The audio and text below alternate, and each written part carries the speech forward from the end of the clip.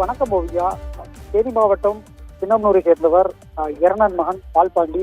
இவர் நெல் அறுவடை செய்து சாலையோரம் கொட்டி வைத்து இன்று பராமரிப்பு பணியில் ஈடுபட்டு இருந்திருக்கிறார். அப்பொழுது 2 நபர்கள் ஹெல்மெட் அணிந்து வந்து அவரை தரமாரியாக வெட்டி படுகொலை செய்துவிட்டு தப்பி சென்று விட்டனர். இது உடனடியாக உறவினர்கள் தேனி கம்பம் சாலையில் சாலை மறியல் போராட்டத்தில் ஈடுபட்டனர். உடனடியாக கொலை குற்றவாளிகளை கைது செய்ய வேண்டும் என கோரி சாலை மறியலில் ஈடுபட்டனர். உடனடியாக சம்பவ இடத்திற்கு சின்னமனூர் காவல்துறையினர் மற்றும் போடி டிஎஸ்பி சுனில் உள்ளிட்டோர் சம்பவ இடத்திற்கு விரைந்து வந்து பேச்சுவார்த்தை நடத்தினர். பேச்சுவார்த்தை நடத்தி உடனடியாக குற்றவாளிகளை கைது செய்வதாக உறுதியளித்தனர். இதனிருந்து சாலை மறியல் கைவிடப்பட்டது.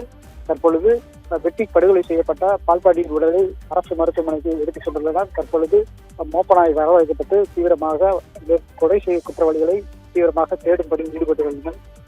அதிகாலை விவசாயி களத்திலே நெல் மேலே வெட்டி படுகொலை செய்யப்பட்ட சம்பவம் பெரும் பரபரப்பை ஏற்படுத்தியுள்ளது.